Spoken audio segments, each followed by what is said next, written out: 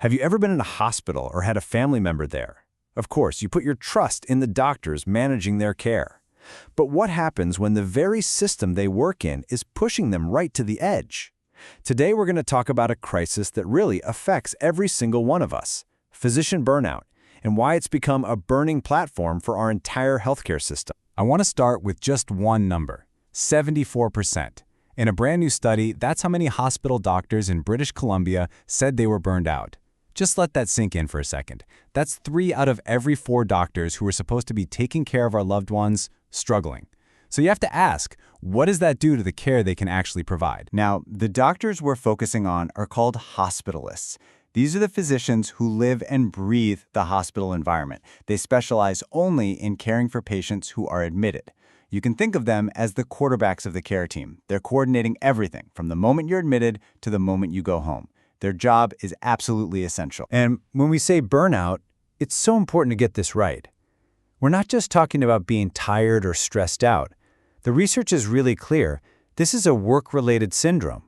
It's a toxic combination of 1, total emotional exhaustion, 2, feeling detached and cynical about your work, and 3, feeling like you're just not effective anymore.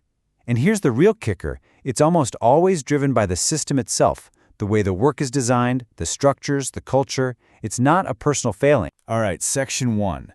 So just how big is this problem really?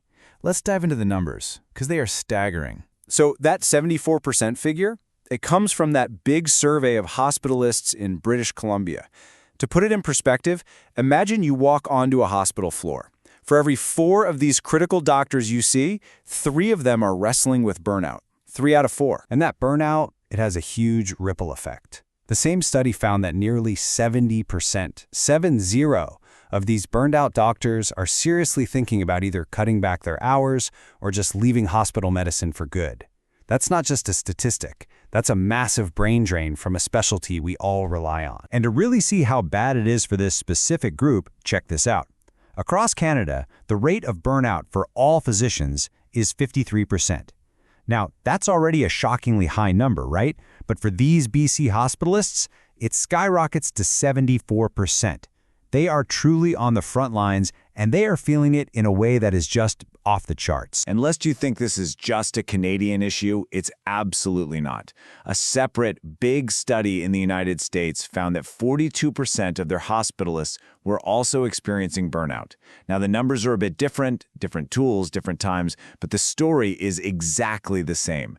This is a widespread international problem. So that's the what. Now for the why. What on earth is driving this crisis? Well, the research points its finger overwhelmingly at one single culprit. It all comes down to workload. But what does an unsafe workload even look like? Well, the studies give us some pretty clear signs. There's a tipping point, a kind of magic number, or maybe an unmagic number. 18 patients. When a single doctor is caring for more than 18 people, things start to go off the rails. You add in frustrating, inefficient processes and a feeling that you have no control over your own day, and you've got the perfect recipe for burnout. And you don't have to take my word for it. This conclusion from the Warner study in the US just lays it bare. They found that unsafe workloads weren't just a factor. They were connected to all the bad outcomes they measured, from burnout to just plain poor well-being. It is the absolute core of the problem. And when you ask the doctors themselves why they're thinking of leaving, the answer is just brutally honest. Number 1 reason, by a long shot, 68% say they just feel overworked and stressed. And look at what's right behind it, the personal cost. Not enough time with family, struggling with their own caregiving duties. The job is simply consuming their entire lives. So, okay, it's a huge problem for doctors. But this is where it becomes a problem for everyone. It starts a dangerous domino effect that goes right from the doctor's clipboard to the patient's bedside. It's a devastatingly simple chain reaction. Just follow the steps. It starts with those unsafe workloads. That directly causes physician burnout. Then, those burned out doctors do what any of us would do. They cut back their hours or they quit, which leads to critical staffing shortages. And the final domino to fall? Patient care gets compromised. It is a straight, unavoidable line. And this is not a theory. This is not a what if. That BC study that surveyed doctors, it was done in 2022. It was essentially a prophecy. Because in the summer of 2023, just a year later, it happened. Hospitals across the province plunged into crisis. Some hospitalist programs saw their staffing literally drop by 60%. The warning came true in the most dramatic way possible. So after all this, what's the verdict? The evidence leads us to a really powerful conclusion.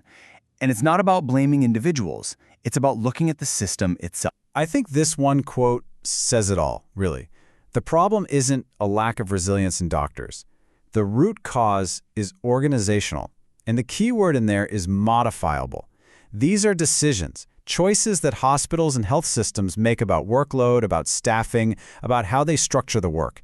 And if they're choices, it means they can be changed. So, here we are. The data is undeniable. The stories from the front lines are harrowing. The link between workload, burnout, and ultimately patient safety is a straight line. The problem isn't the people, it's the platform they're being forced to operate on. And so the real question, the one this research forces us to ask is, the data's in, the problem is systemic. When will the system decide to finally do something about it?